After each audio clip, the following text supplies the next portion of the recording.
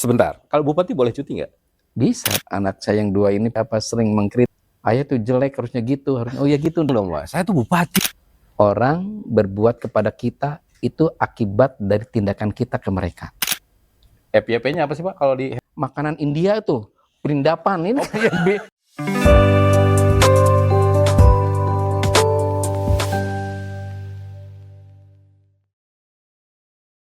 kira-kira kalau menurut Anda, pemirsa dan juga pendengar RRI, jadi kepala daerah itu banyak pusingnya atau banyak serunya ya? Hari ini kita nggak di studio. Saya M. Subhan kembali menyapa Anda dalam Lentera Inspirasi. Dan kita berkesempatan datang ke satu tempat, kayaknya nggak semua orang bisa duduk di kursi ini nih. Biasanya nih yang duduk di sini nih menteri, gitu kan. itu pimpinan rombongan, Pimpinan menteri, rombongan, tamu-tamu gubernur. negara gitu ya. Ya paling kalaupun misalnya saya diundang ke sini mungkin duduknya di ujung di sana tuh. Atau mungkin di barisan di belakangnya. Hari ini kita ada di pendopo Bupati Kuningan. Alhamdulillah mungkin gambar sudah berganti. Ini ada Pak Bupati Kuningan, Pak Dr. Dian Rahmat Yanuar. Ya. Sehat Bapak? Alhamdulillah sehat, Kang Sehat, ya, Pak. Subhan. Alhamdulillah Sehat, hari sehat. ini nerima RRI ini kegiatan terakhir atau masih ada kegiatan lain, Pak? Masih ada kegiatan 1, 2, 3 lagi kegiatan. Waduh, luar biasa ya. Ya, Tadi saya buka tuh Pak, Ya. jadi bupati tuh lebih banyak serunya atau banyak stresnya nih kira-kira? Ya, tergantung kita ini menikmati aja lah. Akhirnya banyak serunya, banyak tantangannya aja. Ya jelas kalau capek mencapai. Capek sih Tapi capek ya. kita nikmati saja. Konsekuensi resiko sebagai bupati kepala daerah begini, melayani masyarakat. Oke. Tapi kan setahu saya Pak Dian tuh pejabat karir. Ya, Sampai kemudian jadi orang nomor 1 sekarang gitu. Makanya kemudian ritme pekerjaan mungkin sudah terbiasa dari dulu. udah terbiasa Kang. Ya. Saya nggak tahu kalau Pak Dian masih ingat saya atau enggak. Kita pertama kali saya mengenal Bapak itu masih di Humas waktu itu. Oh Kita iya. masih ada acara ngawangkong Pak Bupati. Ngawangkong di pendopo. Mengawangkong di pendopo waktu itu. Kemudian Bapak di Dinas Pendidikan ya. Kemudian ke Sekda dan sekarang sudah jadi orang nomor 1 dong di Kabupaten Kuningan. Alhamdulillah. Pak, amanah. ini tuh perjalanan yang direncanakan nggak sih Pak? Bisa jadi bupati tuh? Ya, tidak direncanakan Kang. Air mengalir saja. Ya.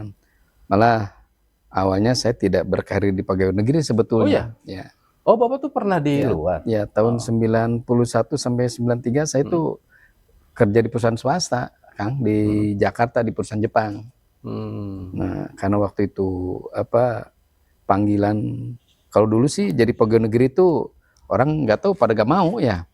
Saya waktu itu sekolah kedinasan. Oke. Ya, pas lulus saya milih kerja di perusahaan swasta, perusahaan Jepang. Akhirnya dipanggil berkali-kali.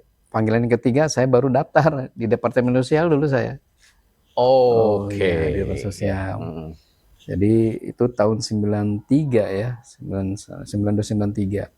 Akhirnya saya memilih berkarir di pegawai negeri lah gitu kira-kira.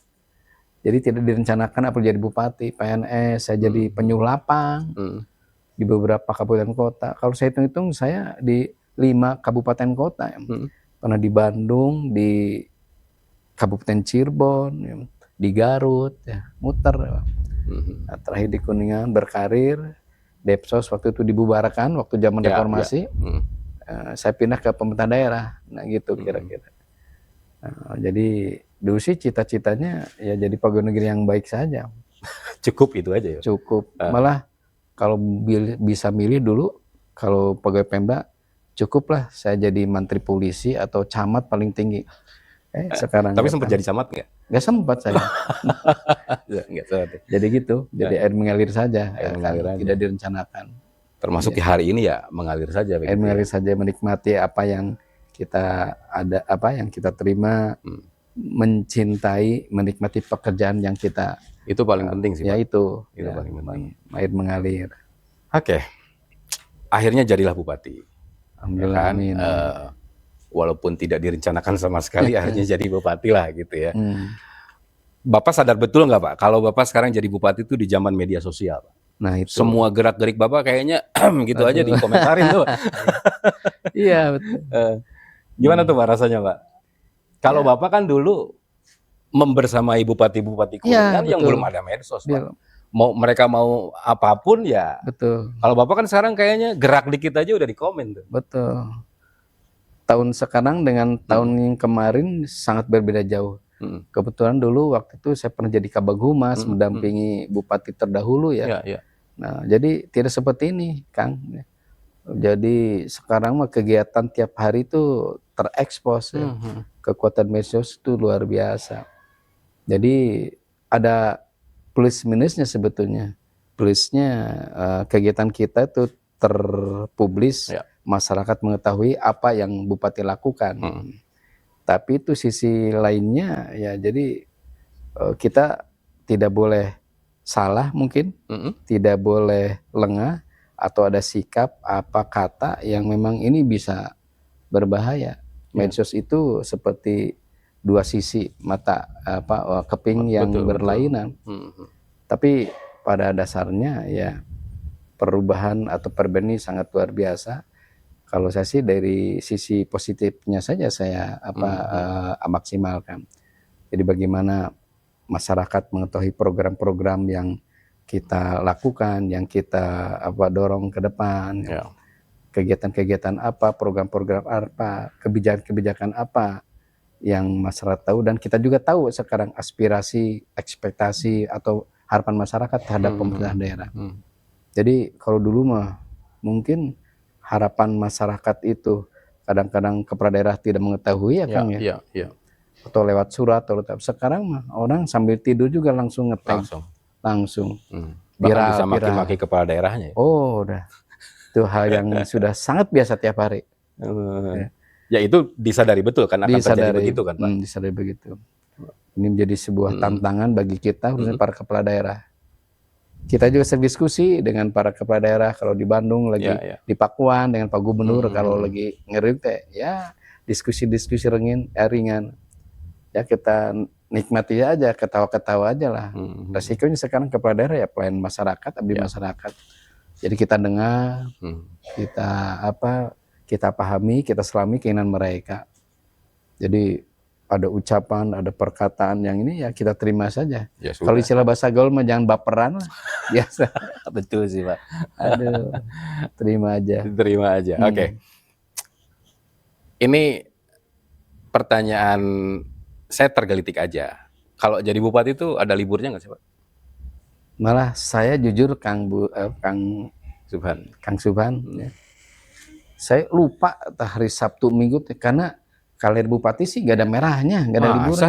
Masa? Iya. Minggu juga kegiatan kan ya? Minggu kegiatan. Kadang-kadang lupa, ini sekarang udah Senin lagi. Sabtu Minggu saya kemarin kerja terus.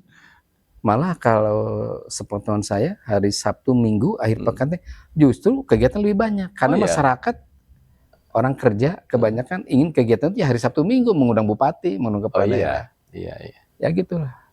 Jadi rata-rata kegiatan akhir pekan ada 5, ada 7. Ya kita nikmati, pulang-pulang ke rumah udah sore, udah maghrib, padang malam. Udah pada tidur mungkin orang rumah udah pada tidur kadang. Gitu. Pagi pun bisa pagi betul ya keluar dari rumah. Pagi ya jam 8 jam. Tapi saya sempat olahraga dulu Kang. Pasti ya.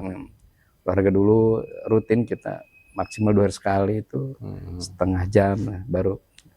Karena tanpa itu udah repot Pak. Kalau kita ngejar kerja terus, agenda terus yang tanpa henti, tanpa putus. Habis gimana ya? Kalau kita tidak hadir dalam sebuah acara masyarakat atau panitia sudah sangat berharap banyak juga. Saya khawatir atau takutnya mereka dikecewakan akhirnya ya gitu. Bapak termasuk orang yang nggak enakan kayaknya. Saya termasuk orang yang tidak enakan. Saya mencoba kalau menghadapi sebuah persoalan itu, saya mencoba berdiri di posisi mereka. Oke. Ya. Jadi misal kalau kita sudah menyiapkan kegiatan acara, dan saya yakin masyarakat pasti kalau kegiatan itu ingin dihadiri oleh bupati, oleh pejabat lah. Bayangkan Kang Subhan kalau sudah menyiapkan segala acara, tiba-tiba tidak hadir, membatalkan. Saya memahami kekecewaan itu. Jadi saya berusaha semaksimal mungkin sepanjang saya tidak berangkat keluar kota, sepanjang acara tidak bentrok atau acara itu bisa diatur, bertahap, runut. saya biasanya lakukan aja, semampu saya. Gitu. Istirahatnya? Istirahat baru tidur itu malam. Kadang-kadang kalau pulang sore, malam nggak ada tamu.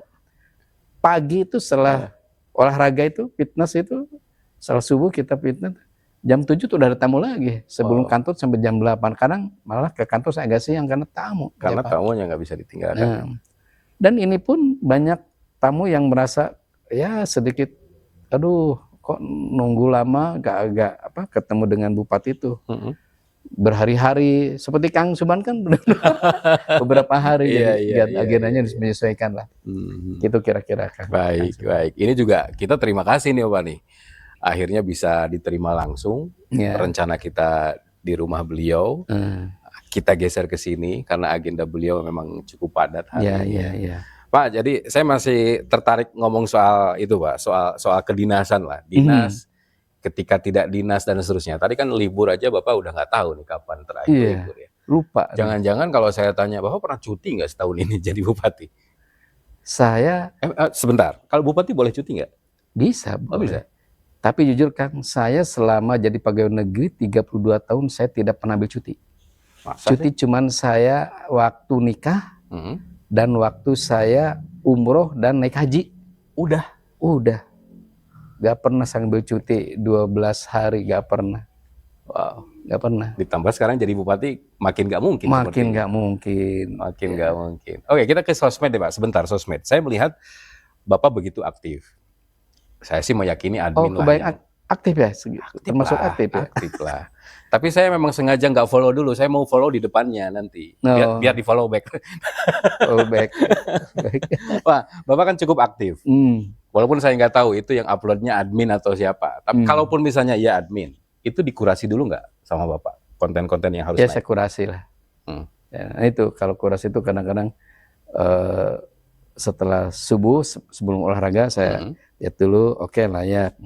Kadang-kadang menjelang tidur jam 11 malam, kalau beres semua jam 12 baru tuh tidur gitu. Ya. Artinya termasuk Bapak juga membaca beberapa komentar warga Kuningan di situ. Oh, membaca, jelas membaca, terutama di akun saya. Saya baca habis. Saya kalau melihat sepintas kan orang lebih banyak cerita soal infrastruktur, jalan rusak segala macam. Tapi kalau Bapak coba hitung-hitung lebih banyaknya kemana nih permintaan masyarakat? Kalau saya lihat itu kebanyakan memang terkait infrastruktur kan. Terkait infrastruktur, jadi memang ini yang menjadi pekerjaan rumah saya. Pas saya dilantik setahun yang lalu itu ya, tampak di depan saya itu ya pekerjaan rumah yang paling prioritas, yang paling menjadi perhatian masyarakat ya infrastruktur. Hasil kajian kita, jalan di Kabupaten Kuningan kurang lebih ada 800 km. Nah ini 200-300 km jalan itu sudah rusak. Nah yang rusak parahnya itu kurang mungkin 200 km yang harus dikupas lah, harus direkonstruksi dan membutuhkan biaya yang besar. Makanya saya lakukan perbaikan jalan ini secara bertahap. Nah tidak bisa dong dalam 1 tahun saya memimpin dengan Bu Wakil Bupati itu semua jalan beres. Tapi yang pasti ada peningkatan loh Kang. Ada yang berubah. Ada yang berubah. Walaupun pas saya ketika dilantik itu menghadapi kondisi fiskal APBD Kuningan itu nggak bagus. Kita menghadapi gagal bayar, tunda bayar, kita menghadapi defisit, banyak. Tapi alhamdulillah berkat dukungan dari berbagai stakeholder, termasuk kawan-kawan dari legislatif juga, kita melakukan pemangkasan, efisiensi, realokasi anggaran. Kita bayarin dulu deh hutang-hutang. Nah, gagal bayar yang kemarin sempat diribukan selama bertahun-tahun kita selesaikan dulu. Tapi alhamdulillah dengan efisiensi, malah kita tahun kemarin bisa menganggarkan untuk perbaikan jalan ini kurang lebih 60 miliar. Nah 140 ruas jalan. Padahal sebelum-sebelumnya hanya 15, 13. Nah berarti bukan soal uang, berarti soal ketepatan kita mengalokasikan program. Uang ini diarahkan kemana yang langsung manfaatnya terasa oleh masyarakat, gitu kira-kira. Jadi tahun-tahun awal memang tahun-tahun sulit. Saya melarang staf-staf pemerintah daerah itu rapat di hotel, nggak boleh beli pengadaan seragam, kaos, perjalanan dinas kita pangkas 50-60%. Terus saya juga tidak membeli mobil baru, mobil dinas, enggak, bekas. Saya sekarang pakai mobil bekas Bupati Teduh dan bekas malah Ketua DPRD. Oh iya. Tahun 2016. Belilah Pak, biar bagus dikit lah. Ya enak Belilah. lah. Ya. Nanti Kan uangnya ada kan Pak? enggak, kita ini di clipper nanti ya kalimat jalan gitu. Oke, nanti mungkin tim kita pakai time code lah ya. Biar kalau ada yang clipper bisa kita telusuri. Oke Pak, itu artinya ya memang kan berarti Bapak mengikuti yang sudah menjadi titah dari pusat juga. Efisiensi. Itu dilakukan betul di Kuningan begitu ya. Betul. Berarti sekarang fokusnya sedang apa nih Pak? Ini berarti kan tahun kedua nih ya. Fokus tetap jalan. Karena bagi saya jalan itu urat nadi ya. Pembangunan itu kan ditumpang oleh sana. Terus kaitan mungkin kita fokus sektor pertanian juga. Ya, sektor pertanian karena beberapa waktu yang lalu kita merasa bangga lah. Kopi kita masuk kurasi internasional misalnya. Besok nih berangkat nih bulan Juni tanggal 11 kalau nggak salah di Thailand. Terus kemarin juga kita masuk kursi internasional. Ada juga tembakau juga kita banyak variannya yang sudah diakui nasional bahkan internasional. Saya memang fokus di pertanian. Ya. Kita bagaimana mendorong Kuningan ingin jadi sentra jagung nih Pak. Udah ratusan hektar kita coba dengan Pak Kadis Pertanian kerjasama dengan pihak ketiga juga dari rumah tani misalnya. Fokusnya itu, terus kedua kita juga fokus selain infrastruktur itu lagi optimalisasi aset. Aset-aset daerah kita banyak yang idle. Nah, APBD kita kan terbatas. Pendapatan asli daerah kita terbatas. Tapi di sisi lain ini aset kita banyak yang nganggur nih. Nah, kita banyak kerjasamakan nih dengan pihak-pihak ketiga sehingga pundi-pundi kas daerahnya bertambah. Kemarin saya bertanda tangan dengan pihak Rampun Jabi misalnya, ada bioskop ya. Terus kita juga mendatangkan dengan pihak ketiga kerjasama lahan dan aset dengan tadi rumah tani untuk perluasan areal tanah pertanian untuk nanam jagung, untuk cabai, kopi banyak. Ya. Kerjasama juga lahan-lahan aset yang punya view yang bagus kita dengan investor dari di bidang pariwisata. Ya. Banyak hal. Itu fokusnya itu. Penguatan fiskal supaya lebih sehat, infrastruktur ya. Di mana ya? Kita di olahraga juga kita lagi tengah menyiapkan ini Paralimpik ya. Kita lagi tengah menyiapkan Porsenitas, pekan olahraga seni perbatasan. Saya kebetulan ditunjuk oleh rekan-rekan kepala daerah si wilayah kunci bersama ditunjuk untuk ketua sekretariatnya itu. Besok bulan Juni kita ada di Cirebon nih. Ya, ini lagi persiapan juga. Di samping persiapan pengembangan pariwisata, pertanian, jalan usaha tani yang sekarang juga banyak dituntut oleh masyarakat. Banyak hal yang kita sekarang garap untuk pemerintahan daerah. Saya kalau lihat Bapak lagi di satu tempat melihat kondisi jalan sudah bagus misalnya atau sedang diperbaiki gitu. Komentarnya tetap jalan orang ya rusak Pak, jalan orang ya rusak. Semuanya ngomong jalan rusak. Ya. Makanya barusan tadi saya rapat dengan kepala dinas, saya bilang harus ada semacam terobosan dari kepala dinas. Maksudnya gini, medsos itu jangan diisi oleh ruang hampa. Akhirnya komen-komen atau opini-opini yang menyesatkan, opini-opini yang tidak berdasar itu menjadi sebuah kebenaran. Nah, makanya saya bilang contoh jalan. Coba Pak Kadis bikin narasi, bikin dipakai gambar ya.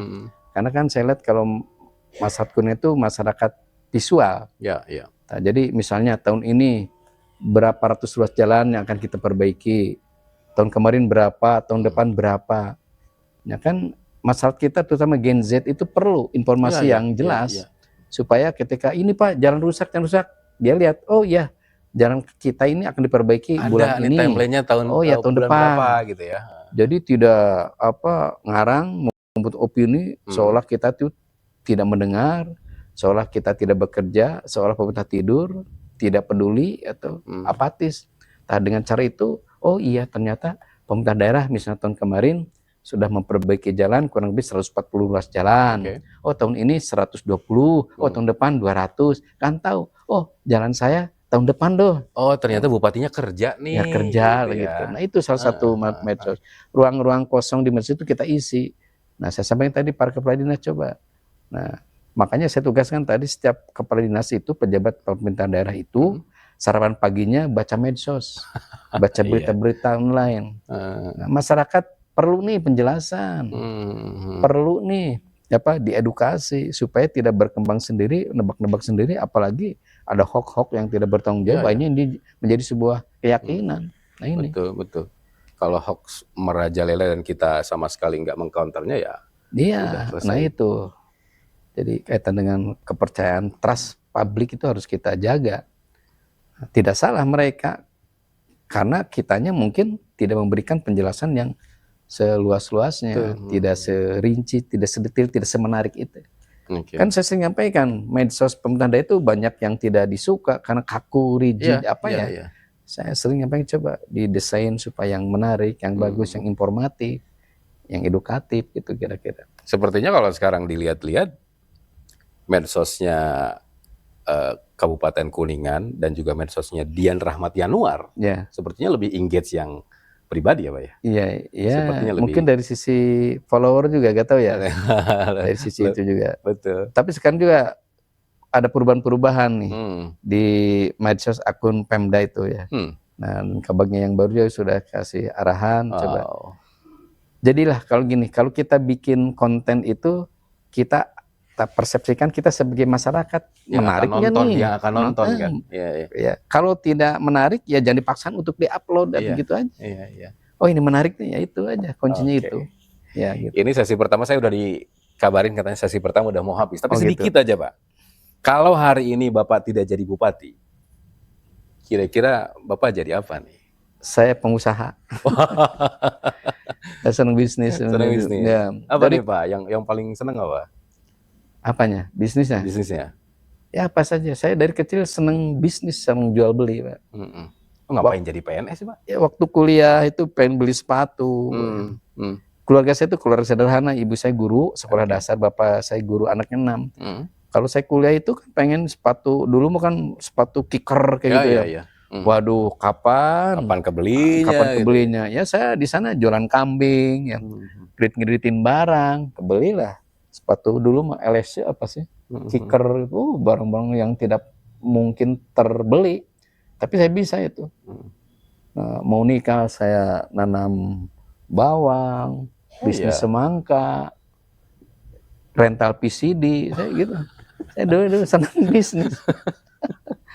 Dan sampai hari ini juga di tengah-tengah itu ya kita punya usaha lah gitu ya. Jadi saya jiwa bisnis aja gitu. Tapi semenjak saya jadi pegawai negeri, saya tinggalkan itu semua lah. Kalau jadi bupati. Jadi kalau tidak jadi bupati, saya pebisnis. Bisnis. Usaha. Besok jabatan selesai, bisnis lagi kayaknya. Gak tahu, kalau selesai mah istirahat saja lah. Istirahat. Gak tua. Gak kuat. Sudah ada penerusnya mungkin ya Pak ya? Ya. Oke. Pak, yang paling disukai kopi atau teh biasanya kalau Pak Dian? Tahun-tahun ini saya senang kopi pahit. Ya, mengtimbulkan energi ya. Senang aja ya. Masih ngopi malam juga? Enggak, saya ngopi maksimal pagi. Itu berarti pagi. Pagi sampai siang. Kalau sore malam enggak. Karena saya takut terganggu kualitas tidurnya, Pak. Oh iya. Ya. Ya itu dia, karena kesibukannya banyak, justru kualitas tidur yang harus dijaga. Harus dijaga, Pak. Ya. Nah, jadi kopi itu tetap wajib kan berarti? Wajib, tiap pagi itu tanpa gula ya. Kopi pahit ya. Kuningan. Ya, kopi pahit ada filosofi gini. Apa tuh? Sepahit apapun selalu ada manis di sana. Oke lah. Sekarang makanan. Sebelum kita break nih, ada 3 makanan favorit nggak kalau Pak Bupati? Makanan.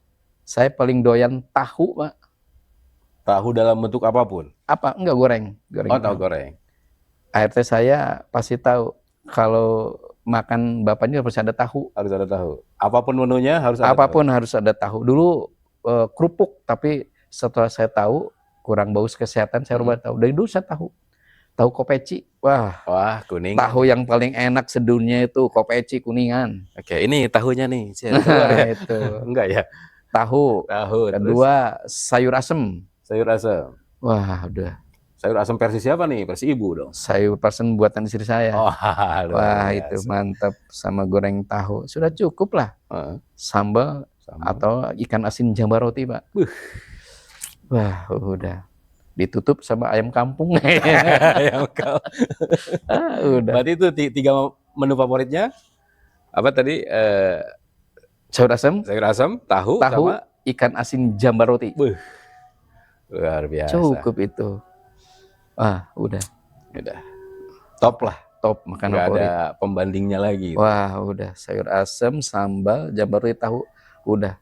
Lupa daratan ya. Oke, kalau gitu sekarang 3 tempat favorit tempat makan, tapi jangan resto, Pak. Kan biar sekaligus kita memperkenalkan ya tempat-tempat makan. Ya, tempat makan. Soalnya saya lihat beberapa vlognya vlog makan juga gitu. Iya. Apa tuh, Pak? Kira-kira masih ingat nggak? Tiga tempat favorit, Pak? Yang pertama itu semenjak pacaran sampai hari ini saya dengan yang di rumah itu jamblang, nasi jamblang tuh yang di dua saudara tuh. Jamblang 2 saudara. Yang di depan rumah makan kita. Oke. Nah itu, ya. Ini jadi namanya pertama ya nasi jamblang. Terus kedua apa ya? Saya kalau jajan saya tidak terlalu fanatik ya. Tapi sering di sana. Terus bakso. Waduh. Gila bakso juga rupanya. Baksonya bakso Mang Elon. Yang pernah di vlog nggak? Itu pernah ya? Kalau pernah justru. Masa? Belum. Itu yang di mana tuh, Pak? Itu yang di Serang. Yang di Serang. Oke, 2 tuh. Itu apa tadi teh yang pertama teh? Bakso sama nasi jamblang. Nasi jamblang. Nah, kalau itu kadang-kadang kegoreng ayam kampung Mang Apung, sop ayam Apung. Mang Apung. Atau Mang Wari. Mang Wari. Itu yang di pernah di vlog itu di Sauharu. Wow, itu. Itu warung itu semenjak saya SMP. Waktu warung nasinya di depan Kodim Sanggariang dulu kan Kodim. Nah waktu itu ya itu karena saya dari keluarga ya tidak apa yang sederhana. Kalau saking pengen makan nasi atau lontong sate itu, saya cuma beli lontong dan bumbunya doang. Sedih juga ya. Sedih. Mang Wari itu Bahwari. Nah, makanya setelah saya punya penghasilan sama dengan istri saya puas-puasin. Terakhir saya sedih juga disuruh sama anaknya, masih inget dia. Ini dulu Dian ya dulu ya waktu kecilnya saya belinya waktu itu cuman sate lontong beliaunya masih ingat? Iya, saya ceritain sama dia. Iya. Pak, saya langgan bapaknya dari dulu. Makanya puas-puasin. Nah, kalau lagi santai sama si ibunya ke sana. Mang Warti itu terkenal sopnya, Pak, sop kambingnya. Nah, aduh tuh. Cuman nggak terlalu sering sih ya. Kalau sering makan daging kambing kurang ini. Cuman kalau saya rekomendasikan untuk sop kambing tuh di sana. Sop kambing ya. Wah, sama bumbu lontong sama satenya. Sekarang saya makan sama satenya. Kalau dulu waktu remaja kecil itu cuman bumbunya aja. Bumbu dan lontongnya doang. Okay. Tapi di usia sekarang ada yang dipantang nggak? Nggak. Ada yang dipantang ya? Oh ya? Nggak ada yang dipantang. Duren, emping, semua. Alhamdulillah. Atau mungkin porsinya yang dikurangi? Cuman dikurangi, dibatasi. Ya. Biasa kalau udah makan duren, makan emping, makan daging kambing, saya merasa dosa. Paginya, harus ini ya. Gym lagi, treadmill lagi. Oke. 45 menit sampai 1 jam. Keluar keringat, mandi, segar lagi gitu. Makan sate lagi. Sekarang memang agak ini nih, perutnya agak upset nih. Gak enak nih, harus tahan nih. Oke, Pak Bupati, nanti kita lanjutkan lagi ya. Iya. Kita turun minum sebentar dulu lah, kasihan nih Pak Bupati nih. Kita nanti akan lanjutkan lagi, tetaplah bersama kami. Setelah ini kita akan bahas mengenai Pak Bupati dan Gen Z. Saya yakin di kantornya Pak Bupati isinya sekarang Gen Z semua. Gimana caranya beliau menyikapi bekerja sama dengan kaum Gen Z yang sudah mulai menguasai dunia. Kami akan kembali setelah yang berikut ini.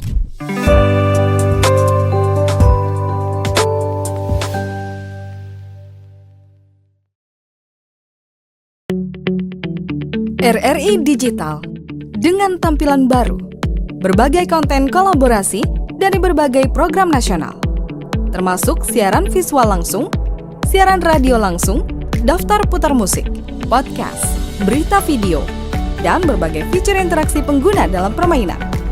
Berbagai konten menarik seperti suka, komentar, dan berbagi, serta obrolan langsung dengan penyiar dan pengguna.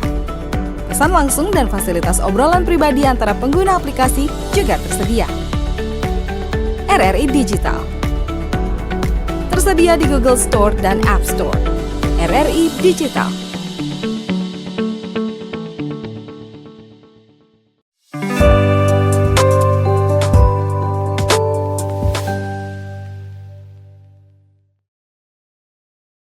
Di tangan saya ini ada sebuah buku. Ini Gen Z bersuara. Saya dikasih tahu, katanya Pak Bupati memberikan kata pengantar juga. Saya coba tertarik di alinea keempat, saya bacakan ya Pak ya. Yeah. Ini tulisan Bapak. Di tengah stigma yang kerap dilekatkan kepada Gen Z sebagai generasi yang rapuh, buku ini justru memperlihatkan sebaliknya. Gagasan-gagasan yang tertuang di dalamnya menunjukkan keberanian berpikir. Sampai situ saja dulu. Apa sih yang Bapak lihat dari Gen Z? Pertama kali dulu, di kantor ini banyak juga Gen Z, Pak? Di kantor kita banyak, Pak. Banyak anak-anak kita yang kelahirannya Gen Z itu kan kelahiran 97 lah ya. 97-an ya. Banyak, Pak, banyak. Dan saya lihat pegawai staf kita yang berasal dari Gen Z itu kelihatan pembeda itu kreatif ya. Terus kritis. Kritis, kreatif ya. Tidak menerima begitu saja ketika apa yang saya sampaikan ya. Mungkin karena limpahan pengetahuan ilmu dari gadget jadi internet lebih banyak ya. Jadi akhirnya itu tadi mereka itu butuh sesuatu untuk penjelasan, sesuatu yang logis ya. Dan memang terbiasa mereka dari zaman mereka itu sudah terbiasa kritis ya. Terus komunikasinya juga bagus ya. Terus literate-nya juga luas, tidak seperti kita yang dulu kan kita manual buku. Kan sekarang mereka luar biasa, limpahan ilmu, pengetahuan, wawasan itu bertebaran di benak mereka dari gadget yang dia pegang, dari internet yang dia akses, kayak gitu. Bapak menikmati itu atau melihat sosok-sosok Gen Z itu kan mungkin juga bukan hanya di tempat Bapak bekerja, mungkin di rumah juga, punya anak juga. Ada perbedaan nggak Pak? Cara menghadapinya Bapak? Ya beda. Dengan itu anak-anak tadi. ini. Kalau ngenasehatin merintah itu, ya kita harus hati-hati. Karena apa yang kita sampaikan itu harus sesuai dengan kenyataan gitu tuh. Misalnya contoh ya, kita nyuruh sholat ya. Ya kita harus dengan contoh. Sholat gitu ya? Sholat enggak? Ya kalau bapaknya gak sholat, ibunya gak sholat, mereka gak sholat. Makanya saya selalu mengingatkan kadang-kadang, Dek, cepet, ayo udah. Gitu. Jadi, harus diberikan contoh, terus tidak hanya lip service saja. Kita bicara disiplin misalnya, tapi kitanya sebagai orang tua tidak memberikan contoh kedisiplinan. Nah, terus apa yang kita sampaikan ke mereka, apapun itu harus logis ya. Karena mereka itu berani bisa mendebat, bisa berargumen. Kalau dulu kan, kalau kita zaman dulu ya, kita zaman kolonial gitu. Kalau diperintah oleh orang tua, ibu itu kan nggak berani boro-boro mendebat, memandang matanya juga kita nggak berani, udah siap tunggu, ya udah. Kalau udah manggil nama Dian, berarti itu udah marah. Sekarang anak-anak kita, ya lagi ngapain, bro? Itu udah nggak temen ya. Jadi kalau dulu dipanggil nama aja, berarti saya tahu ibu saya, bapak sudah marah. Gitu. Jadi saya melihat Gen Z luar biasa. Cuman saya menyampaikan, mereka juga saya takut tuh generasi strawberry. Ini termasuk yang disampaikan di kantor berarti? Ya, Sama, betul. ya generasi strawberry. Hari ini kan saya khawatir generasi strawberry ini tampak di depan itu analogi strawberry itu kan merah, ya, ranum, ya, sepertinya manis. Tapi ternyata kalau kita lihat di sedikit kulitnya mudah terkelupas, rasanya asem. Nah, saya sering menyampaikan ke adik-adik kita di pegawai sana itu, ya, kalian boleh berartikulasi gagasan idenya kreatif, cerdas, inovatif, kritis. Tapi saya tidak tahu mental mereka, ya. Apakah mudah putus asa, ya. patah arang. Nah, ini yang saya namakan generasi strawberry itu. Jadi saya ingin mental mereka kuat. Karena dalam dunia pekerjaan itu tidak semuanya tracknya tuh landai atau lurus. Ya. Ada kadang terjal, ada kadang-kadang buntu. Nah, persoalannya mereka terlatih nggak mental seperti ini. Yakin nggak Pak terlatih Pak? Ya, makanya perlu ditempa dengan berbagai kejadian, berbagai kegagalan. Ya. Saya misalnya sebagai bupati, kan tidak ujug-ujug jadi bupati, saya juga tadi dari PSK, ada pekerja sosial kecamatan terus yang tidak punya fasilitas, banyak kegagalan, banyak hantaman. Saya sih menganalogikan tidak ada nahkoda yang hebat tanpa melalui ribuan gelombang. Betul. Tanpa melewati puluhan samudra. Ya, juga seperti itu yang saya sampaikan ke adik-adik saya, yang pegawai junior, harus dibiasakan tentangan, hantaman, ya. Karena itu yang membentuk mereka mental kuat. Ya percuma punya gagasan, ide, tapi tidak punya keberanian, tidak punya mental yang kuat. Nah, ini persoalan hari ini ya, kaitan dengan mental, kaitan dengan karakter. Ini yang memang tidak tersentuh oleh ini. Ada istilah begini Pak, kalau kita melihat guru-guru hari ini atau pemimpin hari ini, itu kan selalu ingin terlihat asik di depan anak muda, di depan siswanya kalau guru, ya kan. Kalau misalnya pemimpin terlihat asik di mata anak buahnya.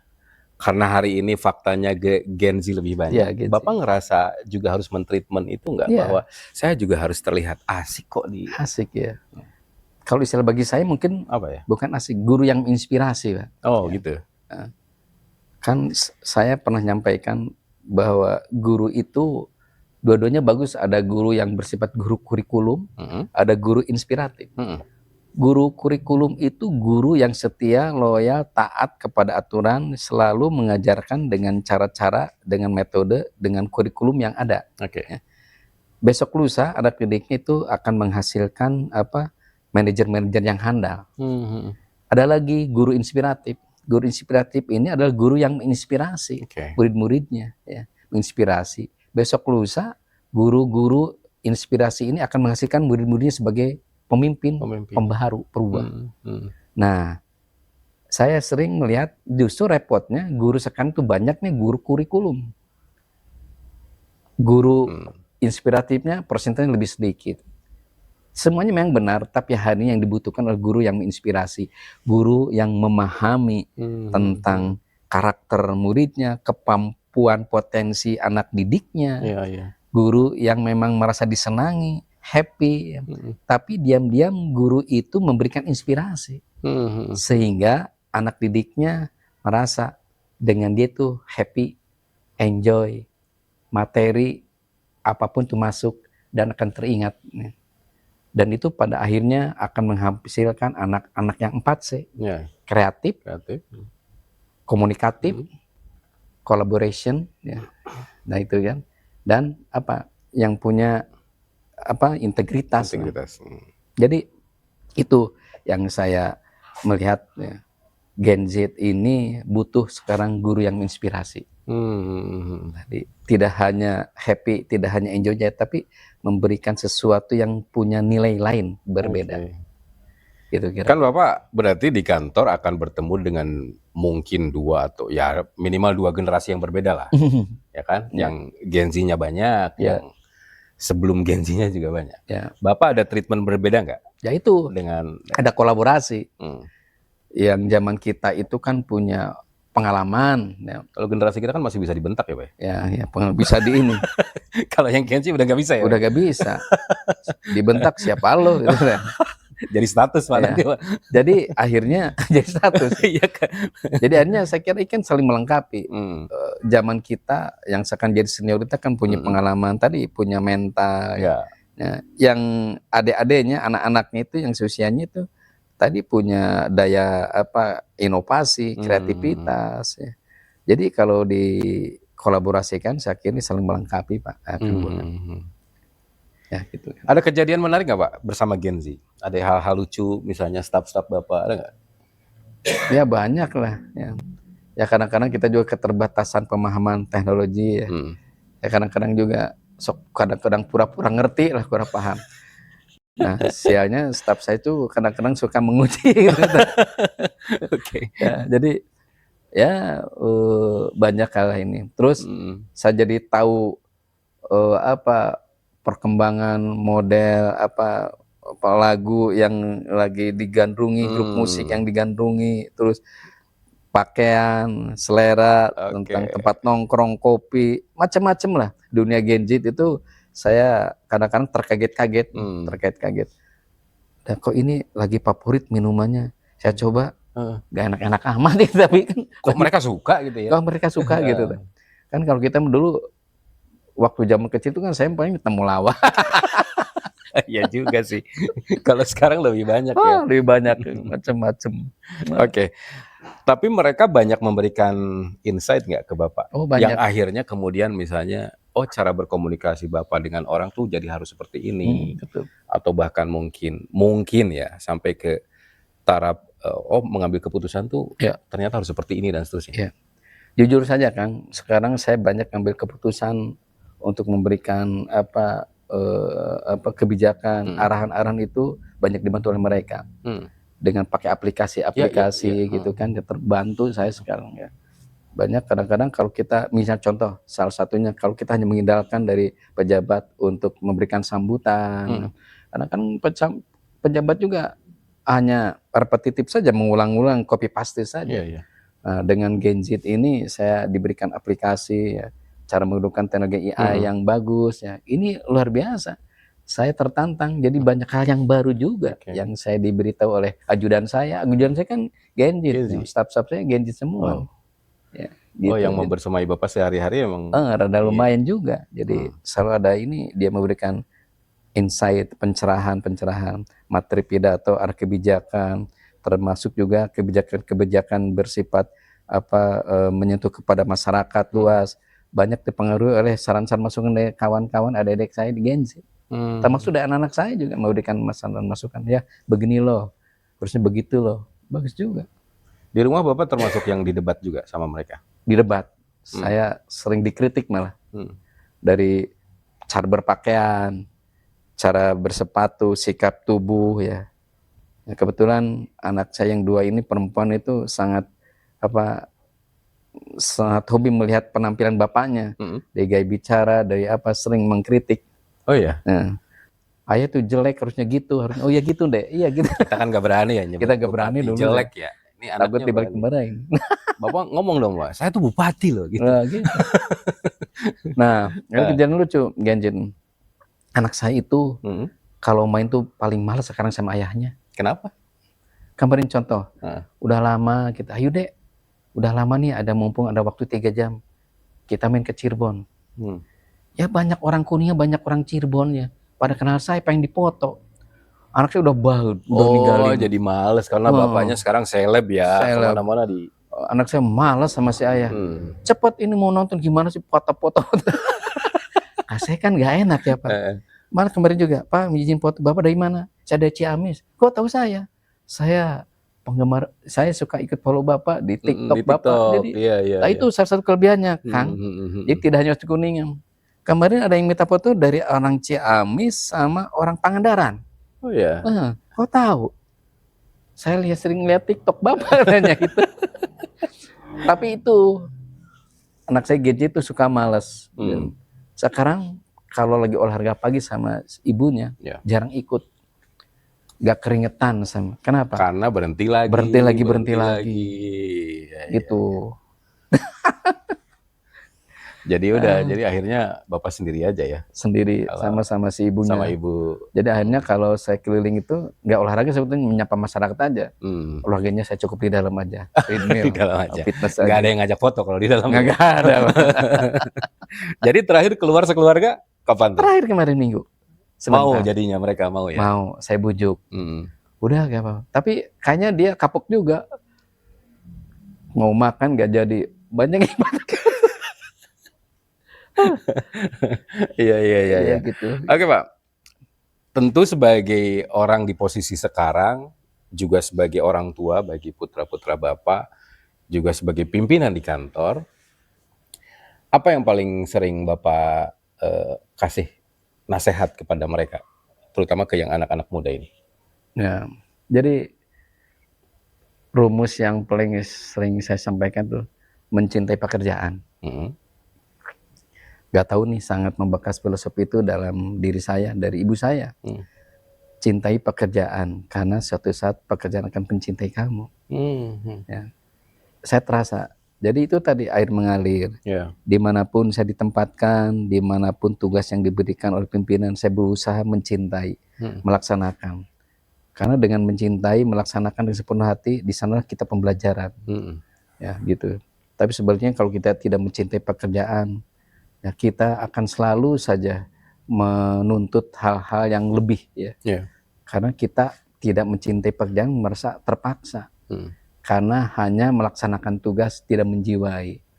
Nah, itu yang sering saya sampaikan. Saya udah 32 tahun mengabdi di birokrasi. Jadi saya termasuk bukan orang yang pintar ya, tapi karena senang aja melaksanakan pekerjaan apapun itu ya, sepanjang diperintah oleh pimpinan, dan saya yakin itu ada manfaatnya. Dan ternyata benar kan.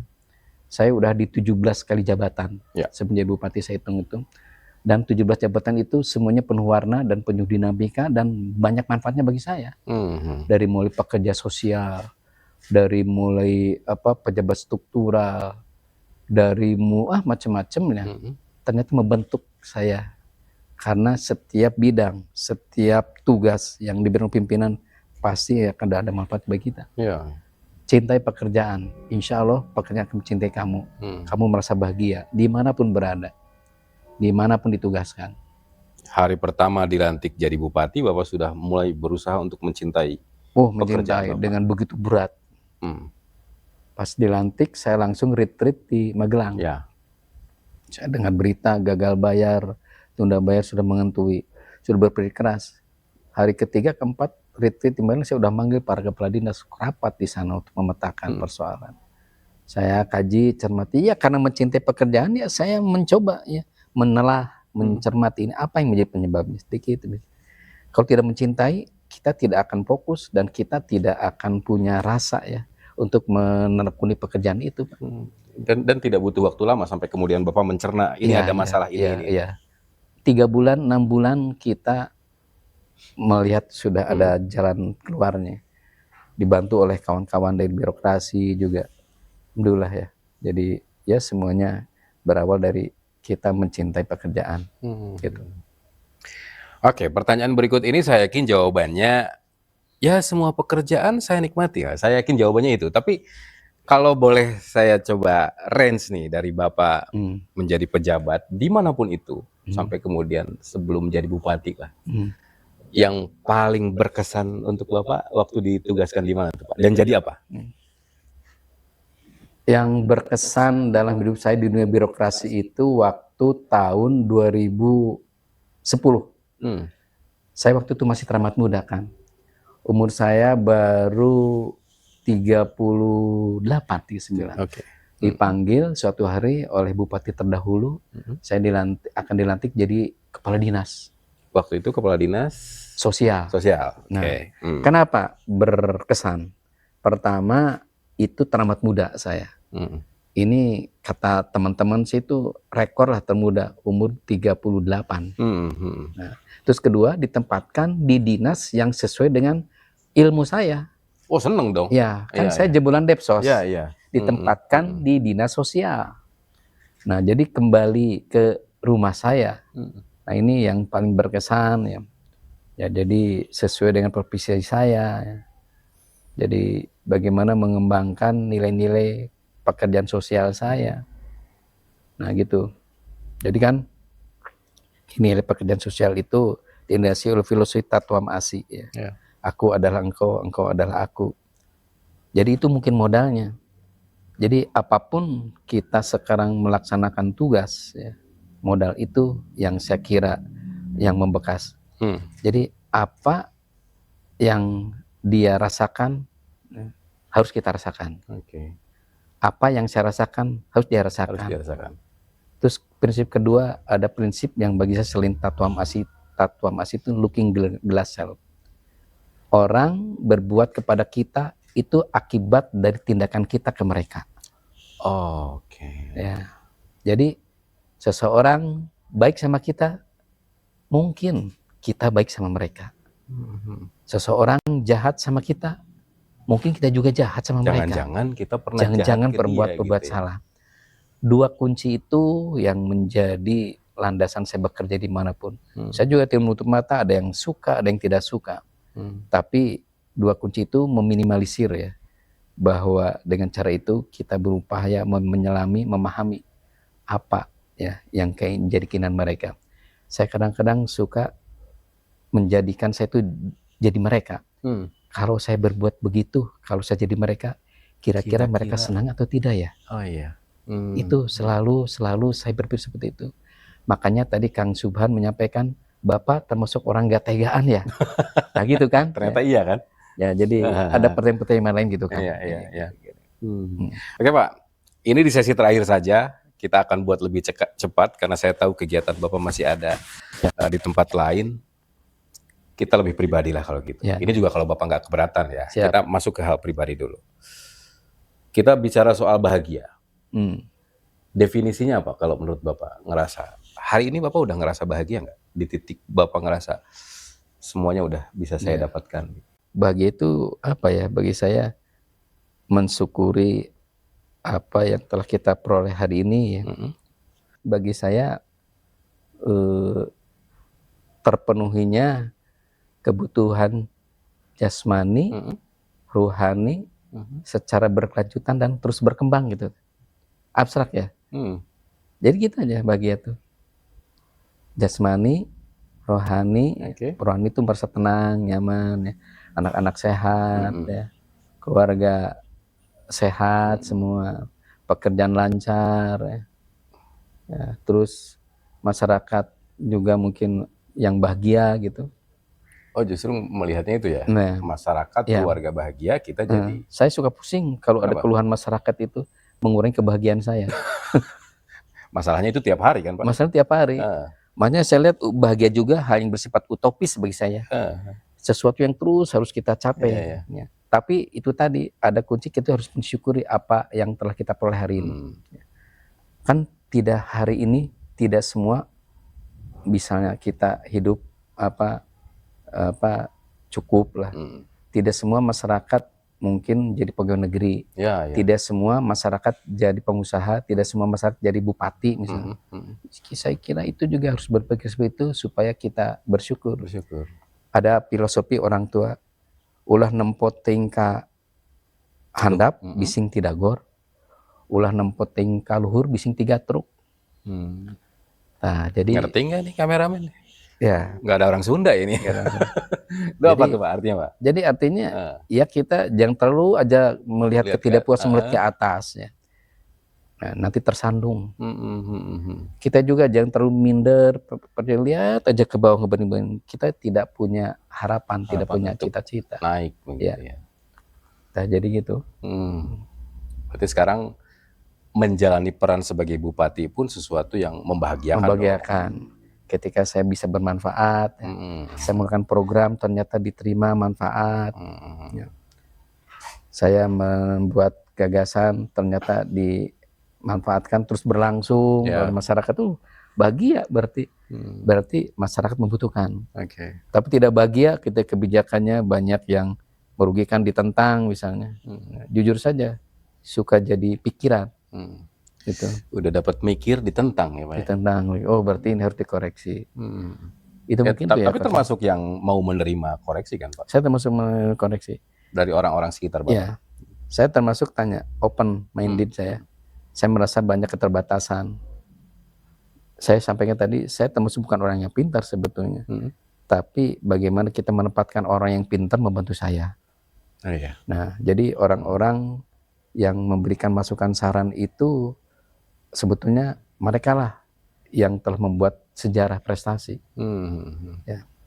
Banyak kan kayak pacuan kuda itu yang saya gagas itu tahu nggak saran dari seorang supir. Oh ya. Terus mohon maaf dari tukang delman. Terus saya kan hobi bersepeda. Gagasan Tur di Linggarjati itu gagasan bisikan dari sang supir bupati yang terdahulu, almarhum Panaman. Pak gini nih. Jadi saya termasuk open, terbuka.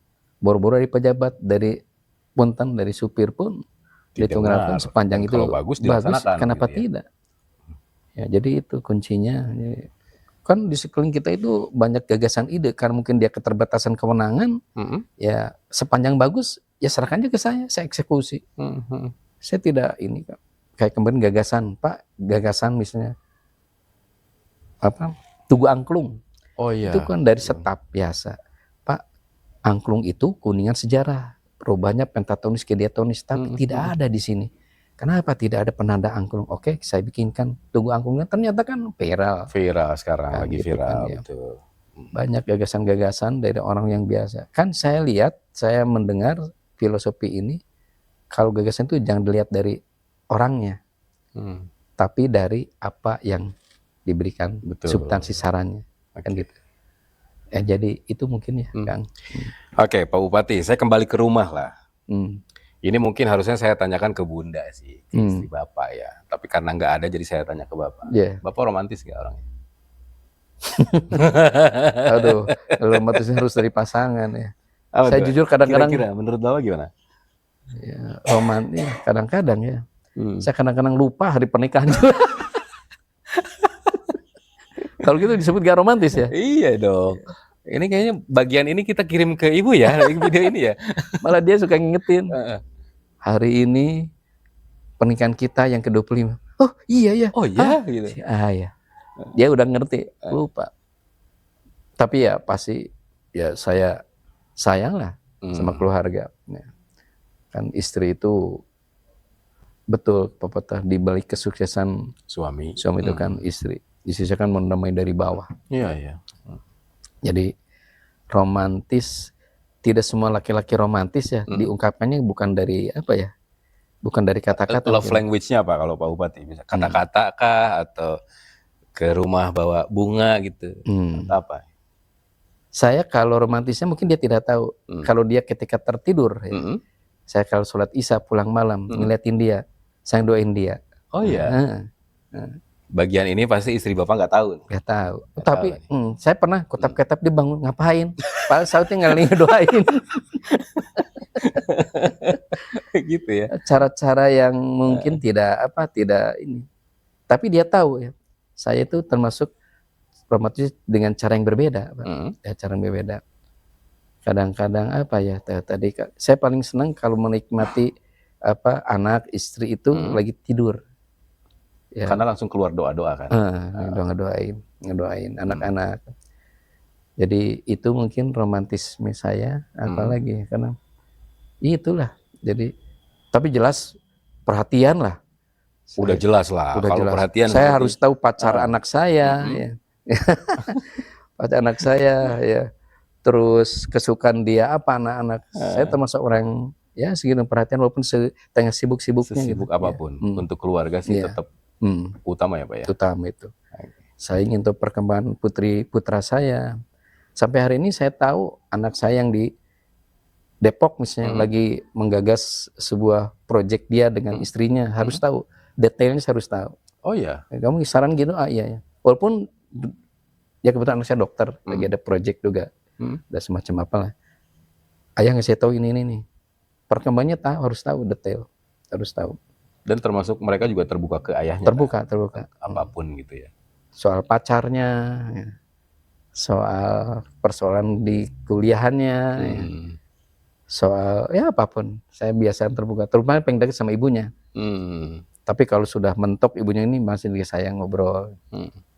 Ya gitu, jadi romantismenya gitu ya. Putra 3 kan Pak? 3 Pak. 3 ya? 3.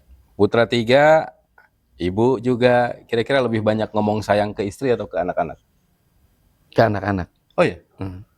Masih ibu, nanti dulu ya Bu ya. Kenapa Pak? Kenapa?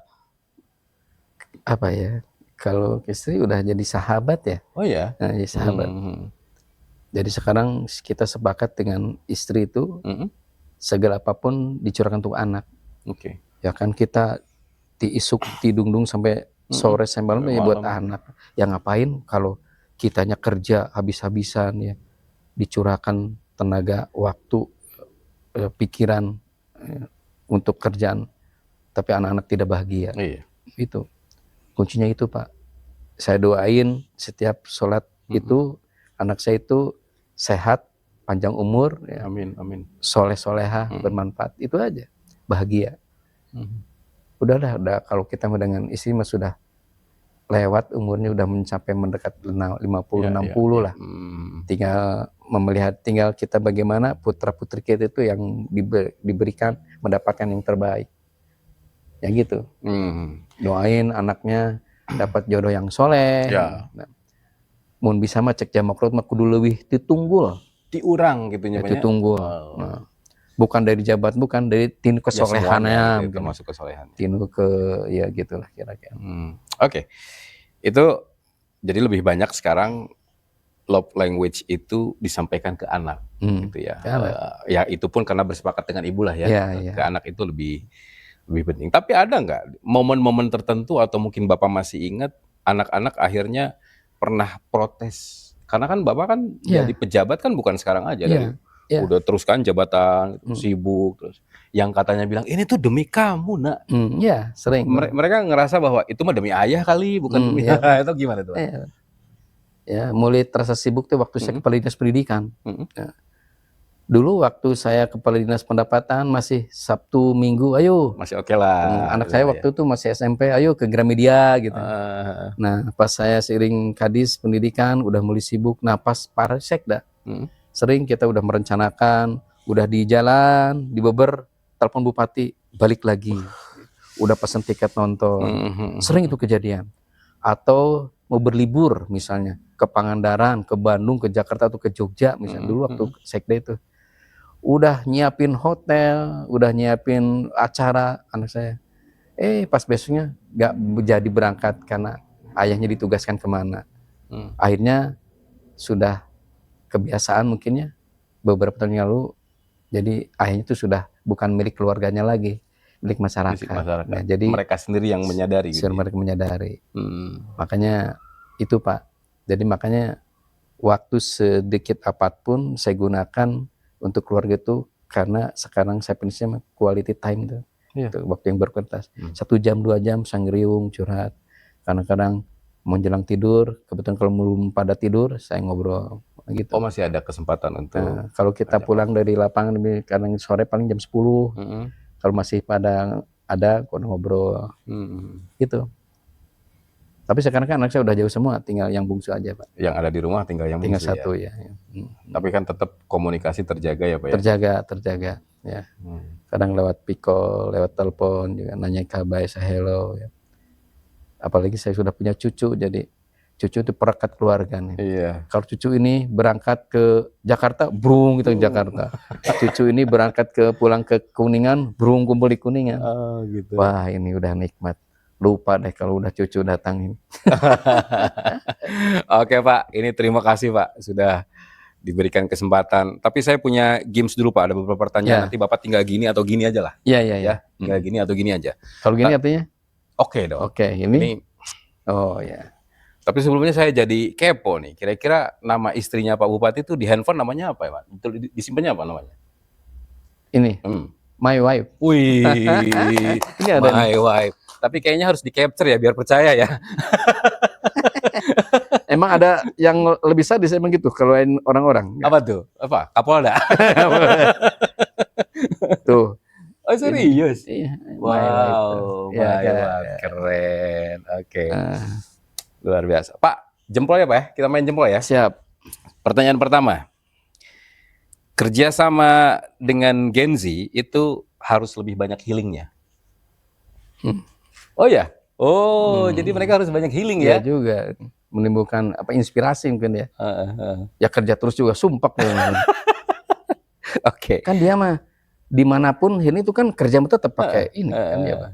Betul. Justru saya lihat kalau di kantor tuh Gen Z makanya kurang pas ya. Ada namanya work from anywhere. Work from anywhere. Work from home. Itu benar sebetulnya. Betul. Oke. Kalau kita mah kolonial mah work from anywhere teh kalabur. Tingkah marana.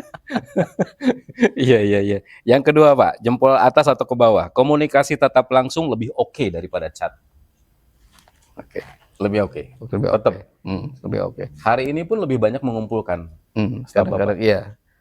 Karena pakai batin ya, pakai rasa gitu ya. Kadang-kadang chat itu juga salah tafsir kadang-kadang ya. Tapi kalau hal yang bersifat penting, sangat penting ya lewat. Kita juga memanfaatkan kemudahan teknologi. Tapi kalau memang dekat gitu ya, kenapa tidak kita ketemu langsung juga. Lebih enak. Oke. Sebagai orang yang nggak enakan, pertanyaan berikutnya, sayang sama diri sendiri itu penting? Penting. Tetap ya? Penting. Tapi kan secapek apapun, ada undangan, datang juga. Datang juga. Sayangnya diimbangi dengan olahraga. Ya, olahraga dengan makan yang mulai sekarang diatur dan sedapat mungkin tidur itu berkualitas. Walaupun cuma 4 jam, tapi diupayakan sangat berkualitas. Oke, berikutnya. Update tren media sosial dan berita terkini itu wajib. Wajib. Oh, kalau pemimpin nggak update berbahaya. FYP-nya apa sih Pak kalau di handphone Bapak? Apanya? FYP Bapak tuh apa aja videonya? Yang lewat di video Bapak tuh apa aja? Di TikTok, di Instagram itu apa? Saya kebanyakannya kata-kata mutiara ya. Kata mutiara ini sedikit ya bahkan ya. Politik itu ya. Politik. Terus kayak saya juga tukang jajan ya. Kok banyak peristiwa ini makanan India tuh. Perindapan ini saya juga heran kok. Kayaknya kita tahu nama akunnya ya. Saya nggak tahu di benar saya berapa perindapan mulu. Oke. Yang digalai-galai itu jeruk nipis gitu. Jadi puter-puter gitu. Sama yang helikopter yang puter-puter yang gitu. Yang telur kecil-kecil. Ini tapi hanya ini apa tapi saya sering loh ya tuh. Jadi saya hiburan kalau yang pun ngeliat ketawa udah. Tapi lama-lama kok sering muncul juga kan. Oke. Tadi ini sih sebenarnya udah dijawab sih. Romantis itu penting nggak? Ya penting lah dalam kehidupan rumah tangga kita. Ke atas atau ke bawah? Penting. Oke. Terakhir, jadi pribadi yang lebih baik itu banyak ruginya. Jadi orang baik itu banyak ruginya, Pak. Bingung kan jawabnya? Aduh, soalnya nggak enakan sih. Ya. Gimana, Pak? Gini atau gini? Jadi gimana tadi? Jadi orang baik tuh banyak ruginya, Pak. Enggak juga sih lah. Oh, enggak juga. Ya? Enggak lah ya, Pak ya. Kita ya kan tidak rugi apa? Insya Allah kalau niatnya kita baik, ikhlas ya mungkin balasannya kan Sang Pencipta gitu ya. Betul. Ya, Allah lah. Oke, baik Pak. Kadang-kadang kan kalau penilaian manusia makan sumir lah, kita juga tidak bisa pegang. Yang penting kan ridhonya aja seperti apa ya. Oke Pak, terima kasih banyak Bapak waktunya. Tapi di tahun kedua ini sedang fokusnya apa nih Pak? Itu pembangunan lah atau apa gitu. Yang sekarang jadi fokusnya apa? Tadi PR infrastruktur, terus menyehatkan fiskal APBD Kuningan. Terus saya mendorong kepariwisataan Kuningan supaya lebih lebih mendunia lah atau menasional. Terus saya juga fokus sekarang UMKM naik kelas lah Pak. Karena itu mungkin pariwisata, pertanian, UMKM yang kita genjot dan infrastruktur mungkin. Yang kemarin menjadi salah satu atau mungkin satu-satunya kalau saya koreksi kalau salah yang datang ke Mayday katanya. Oh iya, di Mayday. Saya merasa harus datang ke sana tuh apa pesan apa yang ingin Bapak sampaikan? Saya ingin menyampaikan pesan bahwa hari ini hubungan tripartit antara pemerintah, swasta dan kaum buruh itu harus terjadi dengan baik. Saya ingin menyampaikan pesan bahwa Hari ini sudah tidak zamannya lagi pengusaha itu memandang buruh itu sebagai pegawai itu sebagai buruh, tapi sebagai aset. Karena saya meyakini ketika buruh itu menjadi aset, mereka akan diperlakukan dengan baik, kesejahteraannya akan diperhatikan dengan baik. Tapi saya meyakini ketika kesejahteraan mereka diperlakukan baik, maka produktivitas pun mereka akan membaik, dan pada akhirnya perusahaan pun akan meningkat keuntungannya, kan gitu. Jadi kan hari ini kadang-kadang banyak pengusaha memandang itu buruh, tidak, ini pecat. Ini secara tidak langsung menurunkan produktivitas perusahaan itu sendiri.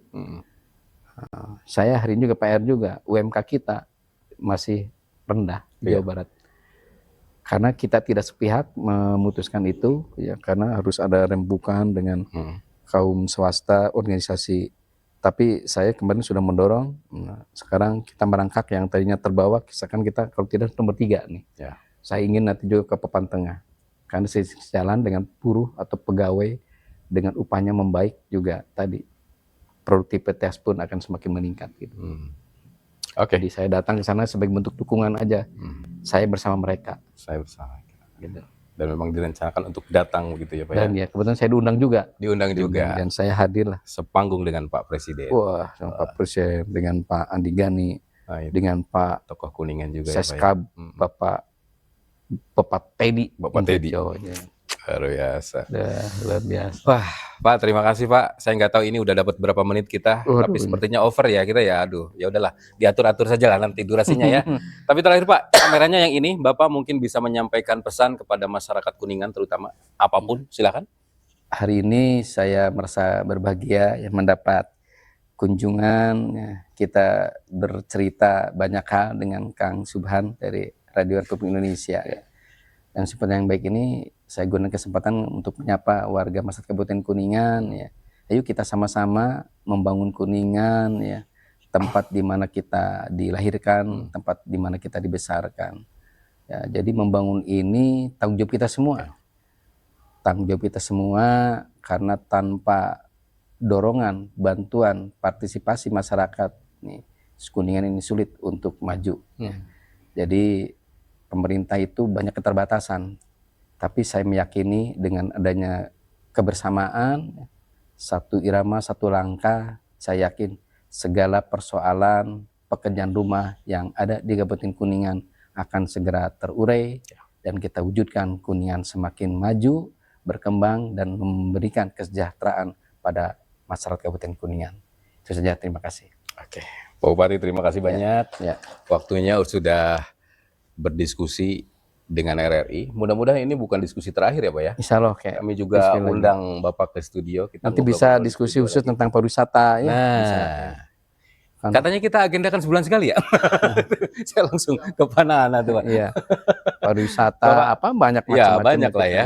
Mungkin tentang budaya ya Pak. Budaya, betul. Bapak terima kasih banyak. Saya izin menutup dulu. Pendengar serta pemirsa RRI, saya nggak tahu sudah dapat berapa menit kita ngobrol dengan Pak Bupati, tapi mudah-mudahan ini adalah pembicaraan yang walaupun santai, singkat, tapi banyak manfaat yang bisa kita ambil. Satu hal yang saya ingat dari yang beliau sampaikan, kita tidak peduli jadi siapa kita, tapi yang paling penting, cintai pekerjaanmu, maka pekerjaanmu akan mencintaimu. Saya M. Subhan undur diri, terima kasih.